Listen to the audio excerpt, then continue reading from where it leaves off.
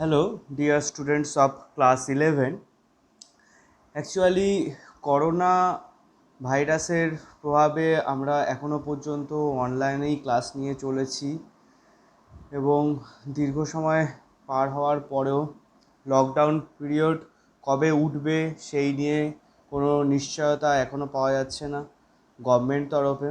এবং আমাদের নিজেদেরও সচেতনতা বাড়ানোর আরও বেশি প্রয়োজন হয়ে পড়ছে, কারণ এলাকার মধ্যে বা নিউ ব্যারাকপুরের মধ্যেও অলরেডি করোনা ভাইরাস বিভিন্নভাবে ছড়িয়ে পড়তে শুরু করেছে, যেটুকু যা খবর রয়েছে। And in the meantime যেটা ঘটনা, যে গত সপ্তাহে আমফান ঝড় এমন এক পরিস্থিতি তৈরি করলো নিউ ব্যারাকপুর সহ পুরো ওয়েস্ট বেঙ্গল, দক্ষিণবঙ্গে বিভিন্ন জায়গায় কারেন্ট পরিস্থিতি, জলের সমস্যা, তার পাশাপাশি নেটওয়ার্ক মোবাইলের এবং ইন্টারনেট এক বীভৎস ভয়াবহ পরিস্থিতির মধ্যে পড়েছে। এবং তার বাইরে ধরলেও বিভিন্ন মানুষ বিভিন্ন সমস্যার মধ্যে পড়ে গেছে এই মুহূর্তে, এবং সেই সমস্যা থেকে ওঠা খুবই প্রবলেমেটিক হয়ে দাঁড়িয়েছে। তবুও বিভিন্ন মানুষের সাহায্য এই মুহূর্তে আসছে বিভিন্নভাবে। যাই হোক, আমি যদি মেন পড়াশোনার টপিকটায় আসি, মূল যে ব্যাপারটা ঘটেছে ইন্টারনেট সমস্যার জন্য কানেক্টিভিটি উইথ স্টুডেন্টস সেটা প্রায় এক সপ্তাহ ধরে বন্ধ হয়েছিল। মূলত করোনার জন্য অনলাইনে পড়াতে হচ্ছে, আবার আমফানের জন্য ইন্টারনেট বন্ধ থাকায় অনলাইন কমিউনিকেশানও বন্ধ হয়ে পড়েছিল। এই জোড়া ফলা সামলানো খুবই প্রবলেমেটিক হয়ে উঠেছে। এবং এই এক সপ্তাহে যে গ্যাপটা তৈরি হয়েছে সেটা অনেকটাই প্রবলেম হয়ে যায়, যে টিচার স্টুডেন্ট কমিউনিকেশনের ক্ষেত্রেও, এবং স্টুডেন্ট যেই জায়গায় গিয়ে একটা শেষ করেছিল সেই জায়গার মধ্যে আজকের মধ্যে একটা গ্যাপ ক্রিয়েট হয়ে গেছে হয়তো। এবং একটা স্টুডেন্টেরও সেইখানে দায়িত্ব থেকে যায় যে আবার ওইটাকে কীভাবে রিস্টার্ট করা যায়। তো আমার আজকের ভিডিওটা ইনিশিয়ালি ওইটা নিয়েই বলার জন্যই। এবং এর বাইরে যেটা বক্তব্য, যে লাস্ট ত্রিকোণমিতি পর্যন্ত আলোচনা শেষ করেছিলাম, এরপরে বলেছিলাম যে অ্যালজেব্রা পার্টে ঢুকবো, এবং যেটা প্ল্যান অ্যালজেব্রার কমপ্লেক্স নাম্বার থেকে শুরু করা, মানে জটিল রাশি থেকে। তো সেইটার উপরও আমি একটি ছোট ভিডিও ক্লিপিংস এর মধ্যেই আলোচনা করে দেবো। এখন যেটা বিষয়, প্রথমত বলি যে আশা করছি সবার ইন্টারনেট ব্যবস্থা ঠিকঠাক হয়ে গেছে। তো যেহেতু গত সপ্তাহে পুরোই পড়াতে পারিনি, তাই আমি ঠিক করেছি এই সপ্তাহগুলো মধ্যে, মানে আগামী এক সপ্তাহর মধ্যে আমি যদি একদিন বা দুদিন অন্তর অন্তর একটু ক্লাস নিতে পারি এবং প্রতি মুহূর্তে ছোটো ছোটো ভিডিও ক্লিপিংস আকারে পাঠিয়ে দেবো, তাতে কমপ্লেক্স নাম্বারটা বুঝতেও সুবিধা হবে ভাগ ভাগ আকারে। এমনকি একটা টিচার স্টুডেন্ট কমিউনিকেশনটাও বজায় থাকবে, যেটা গ্যাপ ক্রিয়েট হয়েছিল সেটা যদি একটু পরিপূর্ণ করা যায়। এবং তার পাশাপাশি বলবো যে অলরেডি ত্রিকোণমিতি যে চ্যাপ্টারগুলো হয়েছে তার মধ্যে প্রথম তিনটে চ্যাপ্টার নিয়ে অলরেডি এক্সাম দিয়ে ফেলেছিস তোরা। এখন যেটা বিষয়, যে ওই চ্যাপ্টারের যে ফর্মুলাগুলো ছিল সেই ফর্মুলাগুলো কিন্তু এখনই আবার কুইক দেখা শুরু করে দিতে হবে। এই কয়দিন যা হয়েছে হয়েছে, আবার নতুন করে ফর্মুলাগুলো দেখা শুরু করে দিতে হবে। আর ত্রিকোণমিতির অলরেডি যে খাতাগুলো আমি পেয়েছিলাম, এক্সাম দিয়েছিলি, সেই খাতাগুলো আমি এখনও চেক করে উঠতে পারিনি এইসব বিভিন্ন ঝামেলা সমস্যার জন্য। এবং আমি নিজেও কিছু ওয়ার্কিংয়ের মধ্যেও ব্যস্ত ছিলাম। আমার স্কুলের পক্ষ থেকে কিছু সোশ্যাল ওয়ার্কিং করছিলাম আমরা কিছু বন্ধুরা মিলে, এই আমফান এবং করোনা মোকাবিলা নিয়ে একটা রিলিফ ফান্ড গঠন করে, যাতে কিছু দুস্থ এবং কিছু প্রবলেমেটিক মানুষের কাছে আমরা হেল্পটা পৌঁছে দিতে পারি। তার ফলেও একটা প্রবলেমস বা সমস্যার মধ্যে ছিল। তো যাই হোক, সেটা নিয়ে একটা ব্যস্ততা ছিল। এবং সবথেকে এটা বড় সমস্যা ছিল ইন্টারনেট না থাকাটা। আমি কোনো কানেক্টিভিটি ক্রিয়েট করতে পারছিলাম না। বেসিক্যালি আমার পরশুদিন নেটওয়ার্কটা আসে, মোবাইল নেটওয়ার্ক, যাতে কাউকে ফোন করতে পারি বা কিছু একটা কমিউনিকেশনে রাখতে পারি। আর বেসিক্যালি আমার গতকাল দুপুর থেকে আমার ইন্টারনেট ব্রডব্যান্ডটা অ্যাক্টিভ হয়। কিন্তু গতকাল আবার ঝড় হওয়ার জন্য, বৃষ্টি টিষ্টির প্রবলেমের জন্য আবার একই প্রবলেম ফেস করতে হয়। বেসিক্যালি আজকে সকাল থেকে পুরো ইন্টারনেট ছিল না। তো আমি সন্ধ্যাবেলার দিকে অ্যালায়েন্স ব্রডব্যান্ডের নেটটা পেলাম আবার। তো আমি এখন একটা ভিডিও বানাতে বসে গেলাম। তো বিষয়টা যেটা, যে ফর্মুলাগুলো দেখা শুরু করে দিতে হবে। আমি খাতাটা আশা করছি 1-2 সপ্তাহের মধ্যে দিয়ে দিতে পারবো, যে পরীক্ষাগুলো দিয়েছিলি। আর জটিল রাশিটা আমি ওই ভাগে ভাগে ভাগে ভাগে বিভিন্ন টপিক বানিয়ে বানিয়ে ঝাড়বো, যাতে 1-2 দিন বাদে বাদেই একটা ক্লাস নিতে পারি আর ওদের হোমওয়ার্কটা চেক করে নিতে পারি। ঠিক আছে, তো আমি জটিল রাশি টপিকটায় চলে যাই এবার, আর কথা না বাড়িয়ে। বেসিক্যালি জটিল রাশি, প্রথমত বলে রাখি, জটিল রাশি হলো মানে কমপ্লেক্স নাম্বার ইংলিশে বলছে আমাদের। মূলত আমাদের সংখ্যা হলো দুই প্রকার বলা হয়, যে একটা হলো বাস্তব সংখ্যা, মানে বেসিক্যালি ছোটোবেলা থেকে যা যা সংখ্যা নিয়ে ডিসকাস করেছিস বা যা যা সংখ্যা নিয়ে অঙ্ক করেছিস বা বাস্তব জীবনে যে যে জিনিস কাজে লাগিয়েছিস, সে ইভেন মানে তোদের বাবা মা বা অন্যরাও যেই হোক না কেন, তারা বাস্তব জীবনে যা যা সংখ্যাকে কাজে লাগিয়ে থাকে, সে ব্যাংকের কাজই হোক, সে মাছ কেনার কাজই হোক, বা তোর ঘড়ি দেখার কাজ হোক, বা যে কোনো কাজই হোক না কেন, বেসিক্যালি আমরা বাস্তব জীবনে যে সংখ্যাগুলোকে লাগিয়ে থাকি বা কাজে লাগাই বা বিভিন্নভাবে ইউজ করি, হ্যাঁ, সেই সংখ্যাগুলো অ্যাকচুয়ালি বাস্তব সংখ্যা। বেসিক্যালি বাস্তব সংখ্যা 1, 2, 3, 4ও হতে পারে, বাস্তব সংখ্যা 1/2, 3/4, 5/6, মানে যে কোনো ভগ্নাংশ হতে পারে। বাস্তব সংখ্যা মানে যে কোনো দশমিক হতে পারে, মানে 0.3, 0.31, 0.45, যা খুশি এটা দশমিক সংখ্যাও হতে পারে। হ্যাঁ, এমনকি পৌনঃপুনিক সংখ্যাও হতে পারে। ওকে, অবশ্যই জিরো হতে পারে, অবশ্যই বিভিন্ন মাইনাস মানও হতে পারে। এমনকি √3, √4, √2, √5 এরাও সবাই বাস্তব সংখ্যা, মানে রুটের ভেতরে থাকলে যেগুলোকে আমরা বলছি যে অমূলদ সংখ্যা, সেগুলো একটা বাস্তব সংখ্যাই, রুটের মধ্যে মানগুলো। হ্যাঁ, এমনকি যে পাই পেয়েছিস, পাই মানে 22/7, সেটাও একটা বাস্তব সংখ্যা। তাই এগুলো সবই বাস্তব সংখ্যা। এখন এই বাস্তব সংখ্যার ছাড়া আর কি সংখ্যা হতে পারে? মূলত যে বলছিলাম সংখ্যা দুই প্রকারের, একটা হলো বাস্তব সংখ্যা, আর দ্বিতীয় যেটা প্রকার সেটাকেই বলছে হলো জটিল সংখ্যা, বা খুব সিম্পলিফাই করে বললে যেটাকে বলে অবাস্তব সংখ্যা বেসিক্যালি।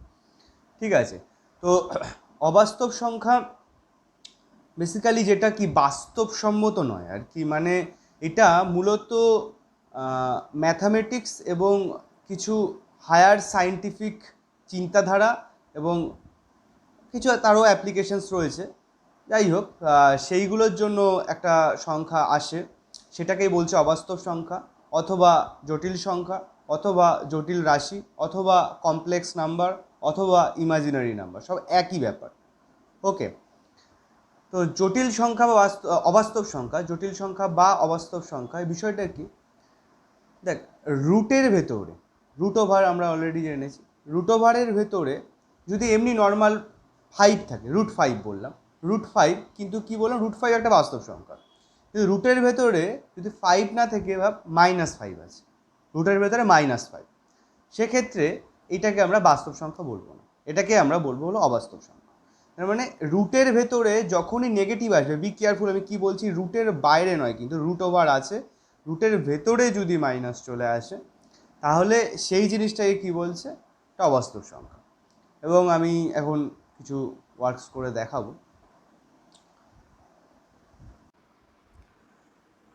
বিষয়টা যেটা, এবার যদি আমরা একটু রাইটিং ফরম্যাটে আসি, যে কমপ্লেক্স নাম্বার আমরা যেটা জানলাম অলরেডি, যে রুটের ভেতরে যদি কোনো জিনিস মাইনাস আকারে থাকে, মানে ধরো √-5, √-3, √-4, এই ধরনের সংখ্যাকে আমরা বলতে পারি কি জটিল রাশি বা অবাস্তব সংখ্যা বা কমপ্লেক্স নাম্বার বা ইমাজিনারি নাম্বার। ওকে, শর্টে এইটাকে CN বলা হয়। এবং যখন সেট তত্ত্ব চ্যাপ্টারটা শিখবো বা পড়বো, তখন আমরা জানবো এটাকে একটা নির্দিষ্ট জিনিস দিয়ে বোঝানো হয়, নির্দিষ্ট নোটেশন বলে এটাকে, নোটেশন মানে প্রকাশ করার মাধ্যম, সেই নির্দিষ্ট নোটেশন দিয়ে লেখা হয়, সেটা হলো সি দিয়ে লেখা হয়, আর রিয়াল নাম্বারকে আর দিয়ে লেখা হয়, আর ফর রিয়াল নাম্বার বোঝানো হয়, আর সি ফর কমপ্লেক্স নাম্বার বোঝানো হয়। যাই হোক, সেটা যখন সেট তত্ত্ব শিখবো তখন সেটা জানবো। এখন যেটা বিষয়টা, যে √-5, √-3, √-4, এগুলোকে আমরা বলতে পারি কি, যে কমপ্লেক্স নাম্বার। এখন কমপ্লেক্স নাম্বারের যে বিষয়টা, মূল বিষয় হলো যে রুটের ভেতরে -1, এই ভ্যালুটাকে কমপ্লেক্স নাম্বারে স্মল আই নাম দেওয়া হয়, স্মল আই। অ্যাকচুয়ালি এই চ্যাপ্টারের যত যা ওয়ার্ক সব এই আইকে ঘিরেই, এটাকে মাথায় ভালো করে ঢুকিয়ে নিতে হবে। এই চ্যাপ্টারের সব ওয়ার্কই বা যা কনসেপ্ট বা যা অঙ্ক সব আইকে কেন্দ্র করে, ঠিক আছে? আই মানে ইমাজিনারি নাম্বারের ওকে, এই ফার্স্ট লেটারটাকে নিয়ে এটা আই নাম দেওয়া হয়েছে। এইবার যদি দেখা যায় তাহলে √-5 আছে। দেখ তোরা নিজেরাই এই জিনিসটা বলতে পারবি বা বুঝতে পারবি যে √5 মানে কি, আমি √-1 ইন্টু √5 লিখতে পারি, কারণ √AB মানে কি, √A ইন্টু √B হয়, তাই তো? তাহলে √-5 মানে √-1 ইন্টু √5। আচ্ছা, √-1 মানে আমি কি বলতে পারি, এটা আই, এটাকে আই নাম দিয়েছি আমরা, বা আমরা নাম দিইনি, বেতার অর্থে বলতে পুরো ওয়ার্ল্ড ওয়াইড সব জায়গায় আই ইউজ হচ্ছে, মানে সবাই মিলে নাম দিয়েছে। তাই √-5 মানে আমি √5 আই লিখতে পারি। এরকমভাবে যদি √-3 থাকে তাহলে √3 আই লিখতে পারবো। যদি √-4 থাকে তাহলে কি লেখা যাচ্ছে একটু আরেকবার দেখা যাক, যে √-1 ইন্টু √4, √4 মানে কি 2, আর √-1 মানে কি আই, তাহলে 2i। তাহলে যে সংখ্যাগুলো পূর্ণবর্গ সংখ্যা সেগুলো বর্গমূল হয়ে যাচ্ছে আর আই একটা থাকছে, আর যে সংখ্যাগুলো পূর্ণবর্গ নয় সেটা রুটের ভেতরে থেকে যাচ্ছে আর বাইরে আই চলে আসছে। তাহলে এই প্রসেসে আমরা এই জিনিসগুলোকে লিখতে পারছি। ক্লিয়ার? এখন যে বিষয়টা বুঝতে হবে যে যে কোনো কমপ্লেক্স নাম্বার বা ইমাজিনারি নাম্বারকে আমরা মূলত এই ফরম্যাটে লিখতে পারি। আমরা সাধারণত এটাকে জেড দিয়ে প্রকাশ করে থাকি। Z equals to x plus i into y. বললাম z equals to x plus i into y মানে কি এরকম, অথবা এটাও বলা যেতে পারে a plus i into b. X y সাহায্য নিয়ে লিখতে পারি, এ বি সাহায্য, যাই হোক না কেন মূল কনসেপ্ট একই। মানে কি, সাপোজ একটা কমপ্লেক্স নাম্বার অ্যাকচুয়ালি এরকমভাবে থাকে যে 2 + 3i। কারো প্রশ্ন আসতে পারে তাহলে এগুলো কি, এগুলো কি কমপ্লেক্স নাম্বার না? হ্যাঁ, এগুলো কমপ্লেক্স নাম্বারই তো। এগুলো দেখ এই ফরম্যাটেই আছে। এগুলো কি ফরম্যাটে আছে? 2i মানে কি 0 + 2i, √3i মানে কি 0 + √3i, √5i মানে কি 0 + √5i। ক্লিয়ার? আচ্ছা, এই জায়গাটায় যদি দেখি এক্স এর মান কত 2, কম্পেয়ার করি, নর্মাল পাতি কম্পেয়ার, আর ওয়াইয়ের মান কত 3। এখানে যদি দেখি এক্স এর মান কত 0, ওয়াইয়ের মান কত 2। যদি এ আর বি এর সাথে কম্পেয়ার করি তাহলে এর মান কত 0, বি এর মান কত 2। ঠিক আছে? আচ্ছা, এইবার এই যে এখানে এক্স লিখলাম আর এখানে ওয়াই লিখলাম, এই এক্সটাকে বলা হয় হলো, আমি আলোচনাটা এক্স আর ওয়াই দিয়েই রাখছি, এ প্লাস আইবি আকারেও লেখা হয়ে থাকে, যাই হোক বিষয়টা একই ব্যাপার। তো আমি আলোচনাটা এক্স আর ওয়াইকে নিয়েই কন্টিনিউ করছি।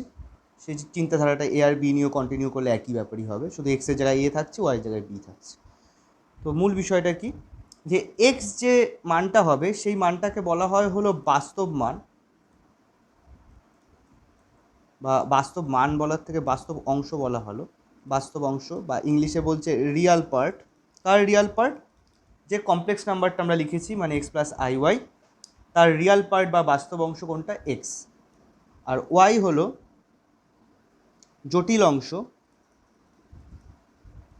বা অবাস্তব অংশ বা কমপ্লেক্স পার্ট।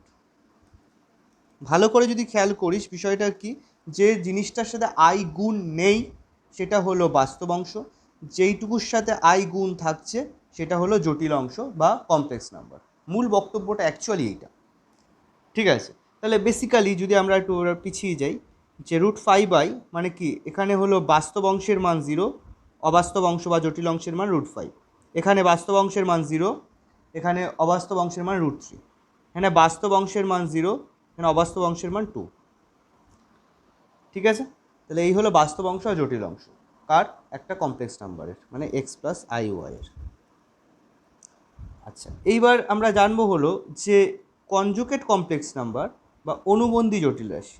অনুবন্ধী জটিল রাশিকে কী করা হয়? জেডের মাথায় বার দিয়ে লেখা হয়। খুব সহজ কনসেপ্ট যে অনুবন্ধী জটিল রাশি কি। আচ্ছা, আমি আরেকটা জিনিস তার আগে বলে নিই, জটিল রাশি আলোচনা এবং জটিল রাশির অঙ্ক করার সময় সবসময় করণীর চিন্তাধারাটা মাথায় রাখ। করণীতে যা যা করে এসেছিস বিভিন্ন কাজকর্ম, করণী বা ইংলিশে সার্ট বলছে, যা যা করে এসেছিস সেই করণীর চিন্তাধারাগুলোই একটু আপডেটেড ফর্মে এখানে লাগবে। কারণ বেসিক্যালি কি এখানে তো অ্যাকচুয়ালি একটা করণীই রয়েছে না, √-5 বা কিছু, আর যেখানে আই আছে, আই থাকা মানে কি আলটিমেটলি একটা করণীয় আছে, কারণ এখানে √-1 থাকছে, আয়ের মানই √-1, তাহলে আই থাকা মানেই একটা রুট এমনিই থাকছে। তাই বললাম যে করণীর চিন্তাধারাগুলো আমাদের মাথায় রাখতে হবে। তো করণীর চিন্তাধারা অনুযায়ী বা সার্ডের ভাবনা অনুযায়ী অনুবন্ধী করণী কী বলে, যে 2 + √3 এর অনুবন্ধী করণী কী হয়, 2 - √3, তাই তো, যে প্লাস থাকলে আমরা মাঝখানে মাইনাস বসিয়ে দিই, অথবা আমরা এটাও করে থাকি অনেক সময় যে মাইনাস যদি থাকে তার পরিবর্তে হিসেবে প্লাসও বসিয়ে দিই। তাহলে অনুবন্ধী জটিল রাশিতে এখানে কি করব, এখানে কি আছে, জেড বার আছে, মানে জেডের মান কি x+iy, তার অনুবন্ধী জটিল রাশি কী হবে জেড বার, সেটার মান কী হবে x - iy। আমি এক্সাম্পলে আসি, যে 2 + 3i তার অনুবন্ধী জটিল রাশি কী হবে তাহলে 2 - 3i। যদি a+ib থাকে তার অনুবন্ধী a - ib। 2i ছিল, 2i মানে এভাবে লিখতে পারি, তাহলে আলটিমেটলি এর অনুবন্ধী জটিল রাশি কী হচ্ছে 0 - 2i, মানে শুধু -2i বললেই হবে, শুধু -2i এর অনুবন্ধী জটিল রাশি। এর অনুবন্ধী জটিল রাশি শুধু -√3i, এটাও -√5i। তার মানে কি বাস্তব অংশের যা চিহ্ন থাকবে সেই চিহ্নটা একই থাকবে, মানে মূল বিষয়টা এটা, বাস্তব অংশের যে চিহ্ন থাকবে সেই চিহ্নটা একই থাকবে। যদি এখানে প্লাস থাকে তাহলে এখানে প্লাসই থাকবে, যদি এখানে মাইনাস থাকে তাহলে এখানে মাইনাসই থাকবে। ক্লিয়ার? বাস্তব অংশের চিহ্ন একই থাকবে অনুবন্ধীর সময়, আর জটিল অংশের চিহ্ন কী হবে, চেঞ্জ হবে। অর্থাৎ কি, যদি প্লাস থাকে তার অনুবন্ধীতে কি আসবে, মাইনাস আসবে, আর যদি মাইনাস থাকে তার অনুবন্ধীতে কি আসবে, প্লাস আসবে। ওকে, জটিল অংশে চেঞ্জ হবে। এই হলো অনুবন্ধী জটিল রাশি। আচ্ছা, এবার যেটা আমাদের জানতে হবে যে জটিল রাশির মডিউলাস নির্ণয়। মডিউলাস বেসিক্যালি অর্থ হলো যে কোনো জায়গায় এটার কে বোঝানো হয়, যে মডিউলাস মানে পরম মানকে বোঝায়, মানে যেখানে প্লাস বা মাইনাস যদি থাকে সবসময় তার অর্থ কী হবে, তার শুধু মানটা হবে, প্লাস বা মাইনাস কোনো সাইনকে বোঝাবে না।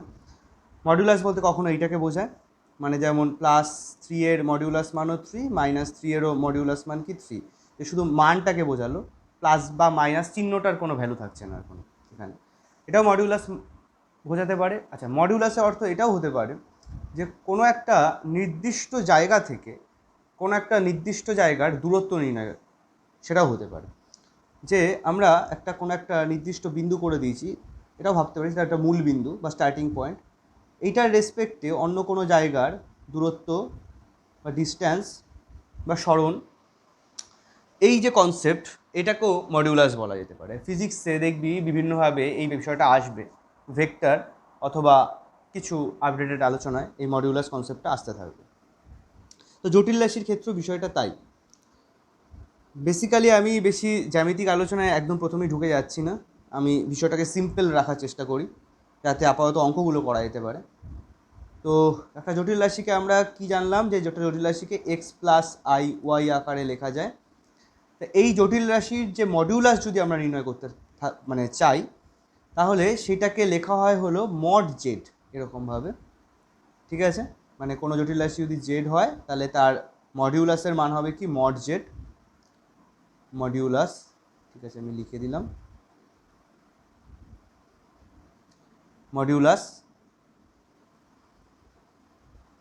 ওকে, আচ্ছা, এবার এই মডিউলাসের মান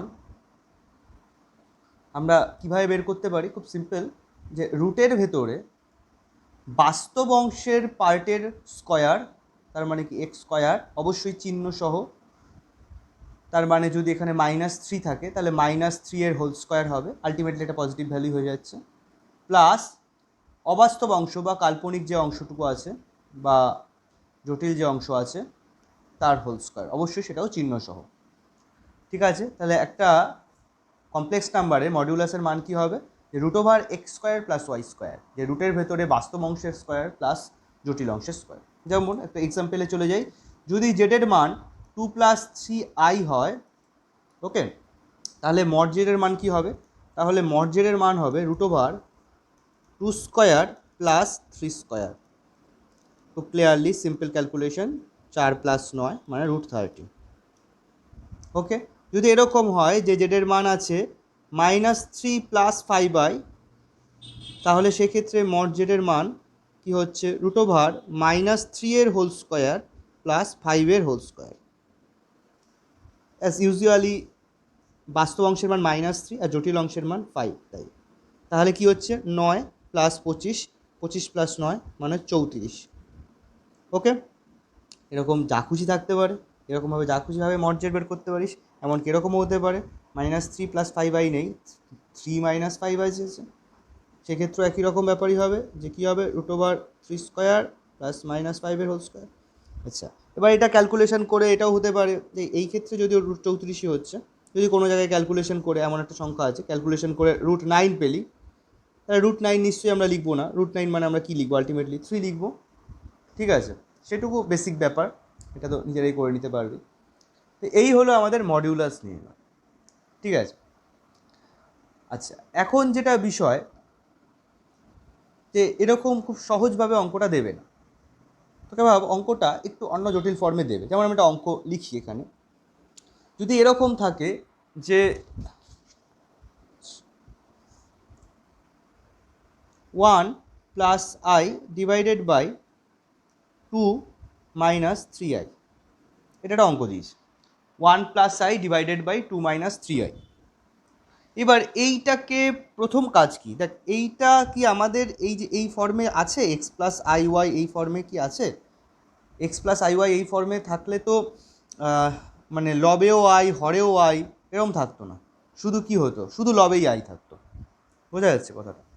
তো এখন এই যে প্রবলেমসটা, এইটাকে কীভাবে ওভারকাম করা যায় এবং ওভারকাম করে কীভাবে এই ফর্ম্যাটে সাজানো যায়, তো সেইটার জন্য যেটা বিষয় আমাদের ছোটোবেলার ওই করণী নিরসনের কনসেপ্ট এখানে লাগবে, আর কিচ্ছু না, করণী নিরসন পাতি। এবং এখানে বলতে পারিস এটাকে জটিল নিরসন নাম দিয়ে দিতে পারিস, এরকম কোনো শব্দ পাবি না, কিন্তু আমি জাস্ট বললাম, জাস্ট বোঝার সুবিধার জন্য বা একটা আলোচনা করা যেতে পারে এরকমভাবে যে জটিল নিরসন করব আমরা। জটিল নিরসন কীভাবে করব? করণ নিরসনের সময় কী করতাম, হরে যে করণীটা থাকতো তার অনুবন্ধী করণী দিয়ে লবে এবং হরে গুণ করে দিতাম, তারপরে আমরা ক্যালকুলেশনটা এগিয়ে নিয়ে যেতাম, তাই তো? এখানেও আমরা সেই কাজটাই করব। কি করব, যে হরে যে জটিল রাশি আছে তার অনুবন্ধী জটিল রাশি দিয়ে আমরা উপর নিচে গুণ করে দেবো। তাহলে অনুবন্ধী জটিল রাশি মানে কি, 2 মাইনাস 3i আছে, তার অনুবন্ধী কী হবে 2 প্লাস 3i। ওকে, তাহলে এখানে আমরা হরে যা দিয়ে গুণ করি কি লবেও তাই দিয়ে গুণ করি, তাহলে উপরেও 2 প্লাস 3i দিয়ে গুণ করছি। এখন ক্লিয়ারলি নিচে কি হচ্ছে, যদি এটা গুণফল বের করি খুব স্বাভাবিকভাবে a plus b into a minus b সূত্র, তাহলে 2 স্কোয়ার মাইনাস 3i এর হোল স্কোয়ার। আচ্ছা, আর উপরে নর্মাল পাতি গুণ করতে হবে আমাদের, তাহলে 2 plus 3i plus 2i plus 3i square লিখতে পারি এরকম। আচ্ছা, এরপরে কি হচ্ছে, 2 স্কোয়ার মানে কি 4 মাইনাস 3 স্কোয়ার মানে কি 9, তার সাথে কি আসছে i স্কোয়ার। আচ্ছা, আর উপরে কি আসছে 2 plus 5i 3i square, i square মানে কি শিখলাম -1। তাহলে আচ্ছা এখানটা একটা জিনিস বলে নিই, এখানেও i স্কোয়ার লাগবে, এখানেও i স্কোয়ারটা লাগবে, তো ঠিক আছে এখানে আমি আপাতত 3i স্কোয়ারে লিখলাম। তা i বলতে কি জানি, i বলতে রুটের ভেতরে -1, খেয়াল করবি সবাই যে i বলতে রুটের ভেতরে -1কে জানি। তাহলে i স্কোয়ার বলতে কি বুঝবো, রুটটা উঠে যাবে, তাহলে i স্কোয়ার বলতে -1কে বুঝবো। ঠিক আছে, তাহলে এখানটায় দেখ i স্কোয়ার আছে, এখানেও -1 মানে -3কে বোঝাচ্ছে, এখানেও i স্কোয়ার আছে, তাহলে -9 মানে -1 আসছে +9কে বোঝাচ্ছে। তো বেসিক্যালি কী দাঁড়ালো 2 প্লাস 5i -3 ডিভাইডেড বাই -9 মানে 4 প্লাস 9। ওকে, আচ্ছা তাহলে কি আসছে উপরে -1 প্লাস 5i আর নিচে কি আসছে 13।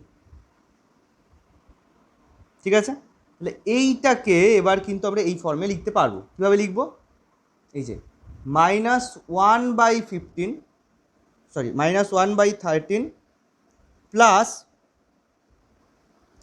5/13, i ইন্টু 5/13, i ইন্টু 5/13, খেয়াল করে না, -1/13 প্লাস i ইন্টু 5/13, এইটা বাই এইটা প্লাস এইটা বাই এইটা, আর এইটা গুণ আকারে রেখেছি। এইবার ভালো করে খেয়াল করে, এইটার সাথে যদি আমরা এইটার কম্পেয়ার করি তাহলে আমরা পেয়ে যাচ্ছি যে এইটা কি, এটাকে এক্স বোঝাচ্ছে আর এইটা দিয়ে কি বোঝাচ্ছে, ওয়াই বোঝাচ্ছে। তাহলে এবার আমরা সহজেই মড জেডও বের করতে পারবো, বা এটার মডিউলাস মান, এটাকে আচ্ছা এটাকে জেড নাম দিয়ে দিলাম। তাহলে মড জেড কী হবে, রুটের ভেতরে এটা স্কোয়ার প্লাস এটা স্কোয়ার, তাহলে রুটের ভেতরে -1/13 whole square plus 5/13 whole square. এবার ক্যালকুলেশন করবি, ক্যালকুলেশন করে যেটুকু পয়েন্ট পূর্ণবর্গ হবে সেইটুকু রুটের বাইরে থাকবে, যেটুকু হবে না সেটুকু ভেতরে থাকবে রুটের, যোগ বিয়োগ করার পরে এটা আসবে। এই হলো মডিউলাস নির্ণয়ের পদ্ধতি। আচ্ছা, এরপরে যে জিনিসটা কাজে লাগতে পারে, দেখ কিছুক্ষণ আগেই একটা জিনিসটা লিখছিলাম যে আয়ের মান কি আছে, আমরা জানি √-1। ধর আই স্কোয়ার বের করলাম, আই স্কোয়ার মানে কি -1, ঠিক আছে। এইবার যেটা প্রয়োজন সেটা হলো আই কিউবডের মান কি। ভালো করে যদি খেয়াল করিস তাহলে আই কিউব মানে কি লিখতে পারি, আই স্কোয়ার ইন্টু আই। আচ্ছা, আই স্কোয়ার মানে কি জানলাম, -1 ইন্টু আই, না আলটিমেটলি কী বলতে পারি, -i। তাহলে আই কিউব মানে আমরা কি বুঝবো, -i-কে বোঝাচ্ছে, ডাইরেক্ট লিখে দিতে পারি, এইসব ক্যালকুলেশন কিচ্ছু দরকার নেই। যেখানে আই কিউব দেখবো ডাইরেক্ট কি লিখবো, -i। ক্লিয়ার? আচ্ছা, i⁴ বলতে কি বুঝবো, যে আই স্কোয়ারের হোল স্কোয়ার। আই স্কোয়ার মানে কি, -1, তাহলে তার হোল স্কোয়ার, তাহলে -1-এর হোল স্কোয়ার মানে কি, +1কে বোঝাচ্ছে। ক্লিয়ার? তাহলে কি জানলাম, আই মানে √-1, এটা লেখার দরকার পড়ে না, আইকে আই রাখলেই যথেষ্ট, তাতে ক্যালকুলেশন সুবিধা হয়। যেখানে আই স্কোয়ার দেখবো -1 বসিয়ে দেবো, যেখানে আই কিউব দেখবো -i বসিয়ে দেবো, যেখানে i⁴ দেখবো ডাইরেক্ট 1 বসিয়ে দেবো। তো এবার প্রশ্ন আসছে i⁵ দেখলে কী করবো, দেখ নিজেরাই দেখ, i⁵ দেখলে কি i⁴ ইন্টু আই লিখতে পারি। i⁴ মানে কি জানলাম, 1, তাহলে 1 ইন্টু আই মানে ultimately I. i⁴ i⁴ into I square মানে কি 1 ইন্টু -1 মানে আলটিমেটলি -1। ক্লিয়ার? i⁷ সেই হিসাবে আসবে কোনটা, -i, কারণ দেখ এইভাবে এভাবে রিপিট করছে। আর i⁸ মানে সেই হিসাবে কি আসবে, 1। দেখ পরপর রিপিটেশন এসছে, i⁴ পর্যন্ত যা হয়েছে এখানেও আবার একই, মানে চারটে চারটে করে রিপিটেশন আসতে থাকে, আবার চারটে চারটে করে আসবে, মানে i⁹ থেকে শুরু করে i⁴ পর্যন্ত মানগুলো একই হবে। ঠিক পরপর এইভাবে যেভাবে যেভাবে গেছে সিকোয়েন্সটা, সেই সিকোয়েন্সেই মানগুলো আসতে থাকে। তো এইটাকে কুইক বের করার একটা পদ্ধতি রয়েছে, যে কোনো জায়গায় যদি i⁻287 থাকে, তাহলে আমি কি এরকমভাবে পরপর পরপর পরপর ক্যালকুলেশন করতে করতে যাব, নাকি এইভাবে এভাবে ক্যালকুলেশন করব? সেটা তো সম্ভব নয় আমাদের পক্ষে, এত ক্যালকুলেশন করা একটা অঙ্কের পেছনে। তার জন্য পদ্ধতিটা কি, যে পাওয়ার যে ভ্যালুটা আছে, ভাব 287 এখানে লিখেছি, সেই পাওয়ারটাকে 4 দিয়ে ভাগ করে দিবি। ভালো করে শুনে নিবি কথাটা, বুঝে নিবি কি বলছি। পাওয়ারটাকে 4 দিয়ে ভাগ করে দিবি। ভাগ করে দেওয়ার পরে দেখ যে এখানে অবশিষ্ট কি পড়ে থাকে। এখানে আমরা কি করতে পারি, 71, তাহলে হচ্ছে 4, তাহলে বেসিক্যালি অবশিষ্ট কত থাকছে, 3। ওকে, এখানে দেখবি যে অবশিষ্ট কত পড়ে আছে। এই অবশিষ্টর মানের উপর দাঁড়িয়ে আমরা কতগুলো ডিসিশন নিতে পারি। খেয়াল কর, যদি এখানে ভাগটা মিলে যায়, খেয়াল করবি, যদি এখানে ভাগ মিলে যায়, যদি সাপোজ ভাব এখানে 287 না থেকে 284 রইল, খেয়াল করবি কথাটা কি বলছি, যে এখানে 287 ছিল, 287 না থেকে 284 রইল। 284 যদি থাকে সেটাকে আমরা 4 দিয়ে ভাগ করলে ভাগফলটা ক্লিয়ারলি মিলে যায়, সেটা আর কিছু থাকছে না, মানে ভাগফলটা মিলছে, মানে ভাগশেষটা কিছু থাকছে না, ভাগশেষটা কিছু থাকছে না মানে অবশিষ্ট আমরা বলতে পারি সেক্ষেত্রে কী আছে, 0। তাহলে অবশিষ্টটা যদি 0 থাকে, তাহলে খেয়াল করবি কাকে ভাগ করছি, পাওয়ারকে ভাগ করছি, পাওয়ারকে 4 দিয়ে ভাগ করার পরে অবশিষ্টটা যদি 0 থাকে, তাহলে সেটার মান হবে হলো 1, মানে কার মান 1, এই যে i⁴ এইটার পাওয়ার 4 দিয়ে ভাগ করলে ভাগশেষ কিছু নেই মানে 0, তাহলে এটার মান হবে 1। যদি ভাগ করার পরে ভাগশেষ 1 হয়, তাহলে মান হবে হলো আই, মানে যেমন আমি লিখি যে আই টু দি পাওয়ার 285, দেখ এটা যদি ভাগ করিস ভাগশেষ দেখবি 1 হবে, 285-এর ভাগশেষটা 1 হবে। তাহলে আই টু দি পাওয়ার 285 হলো কি লিখতে পারি, আই। ক্লিয়ার? যদি ভাগশেষ 2 হয় তাহলে ফাইনাল মানটা হয়ে যাবে হলো -1, না -1 না, সরি, -i।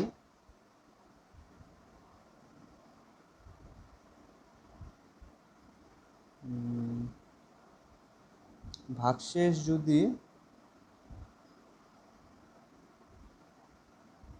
2 হয়, হ্যাঁ -1 হবে।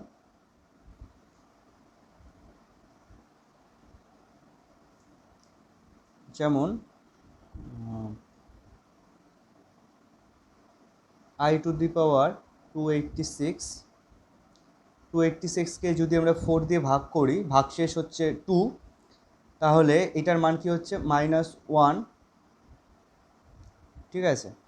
আর ভাগশেষ যদি 3 হয়, যেমন এই ক্ষেত্রে বেরিয়েছিল ভাগশেষ 3, তাহলে সেই ক্ষেত্রে আমাদের মানটা হবে -i,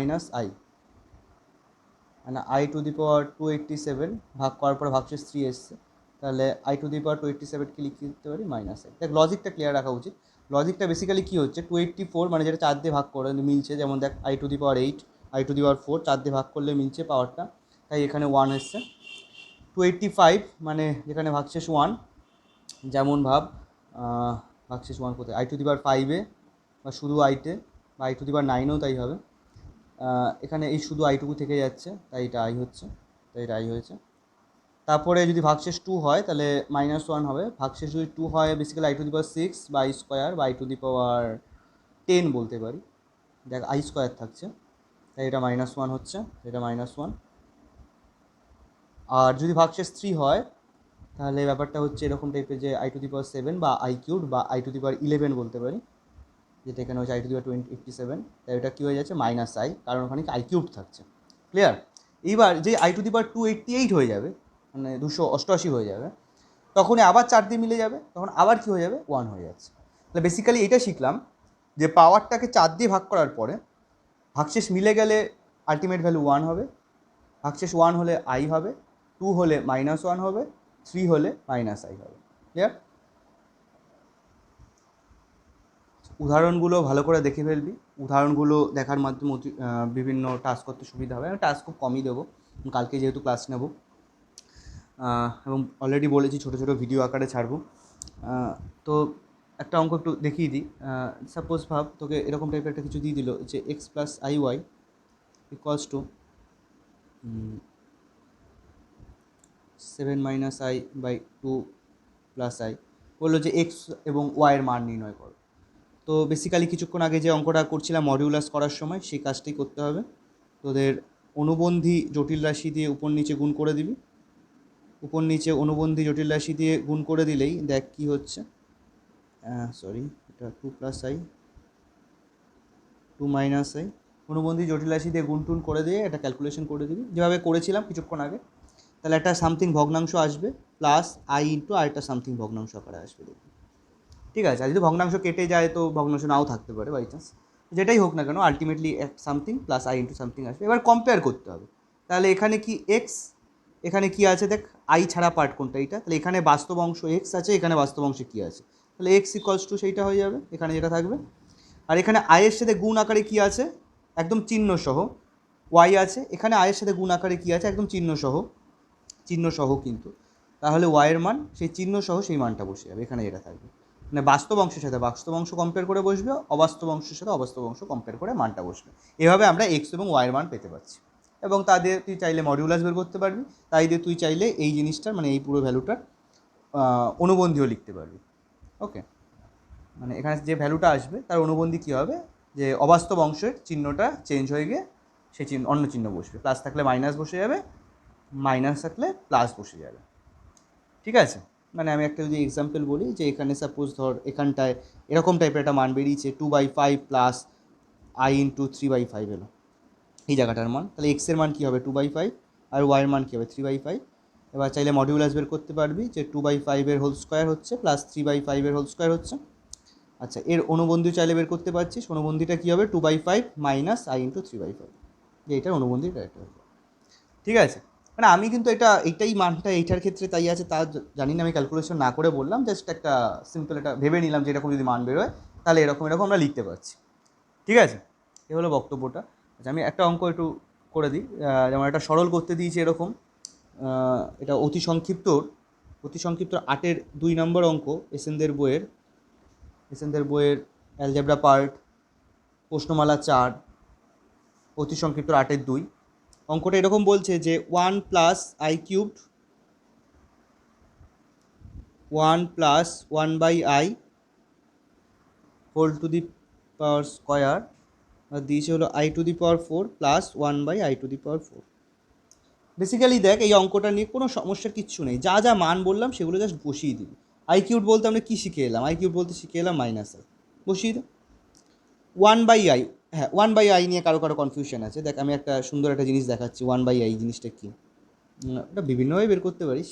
1/i বলতে তুই এরম করতে পারিস, উপর নিচে আই গুণ করে দে, তাহলে নিচে কী হয়ে যাচ্ছে? আই স্কোয়ার হয়ে যাচ্ছে। আই স্কোয়ার মানে কি লিখতে পারি? -1 মানে কি i/-1। i/-1 মানে আলটিমেটলি কী হয়? মাইনাসে। তাহলে যেখানেই 1/i দেখবো সেটাকেও কি লিখতে পারি? -i। ক্লিয়ার? তাহলে কী শিখলাম? যে আই কিউবকেও -i লিখতে পারি, আবার 1/i কেও -i লিখতে পারি। ঠিক আছে, তাহলে 1/i মানে আমি কী লিখতে পারছি? -i। তাহলে -i তার হোল স্কোয়ার হয়ে গেল। আচ্ছা, এখানে কী আছে? i টু দি পাওয়ার 4 আছে। i টু দি পাওয়ার 4 মানে অলরেডি কী জানি? 1। এখানেও i টু দি পাওয়ার 4 আছে, তার মানে এই মানটা কি? 1।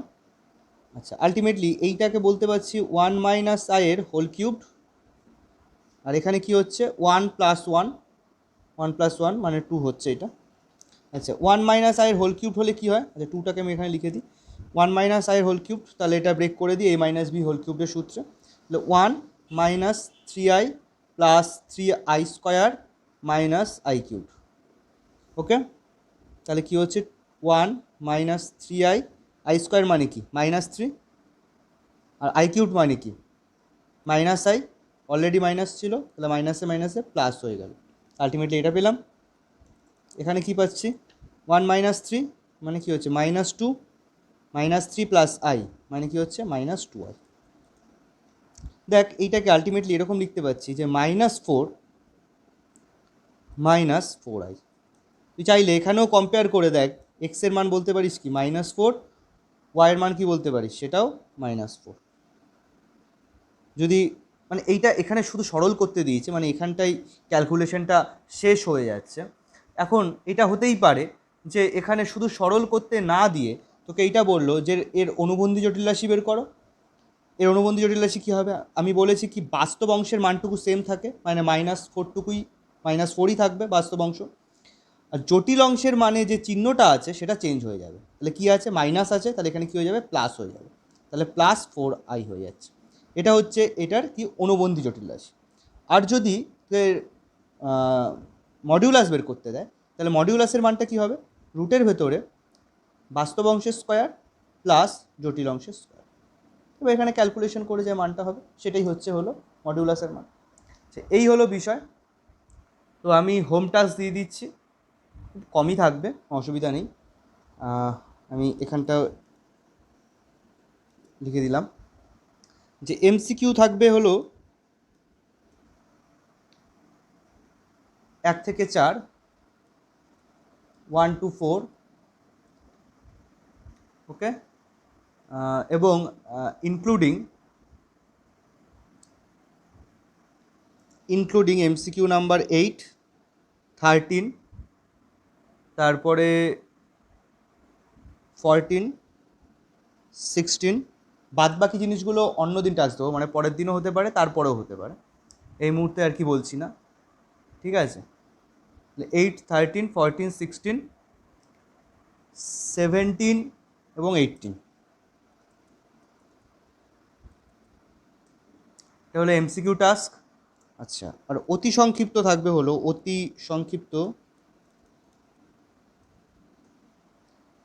সংক্ষিপ্তর যেটা থাকবে, একের দাগ করা দরকার নেই, মানে সেটা পরেও করার দরকার পড়বে না। বেসিক্যালি অতি সংক্ষিপ্তর 2 থেকে শুরু করে 2 থেকে শুরু করে 8, 11, 2 থেকে শুরু করে 11 পর্যন্ত এবং সঙ্গে 13 নম্বর অঙ্কটা।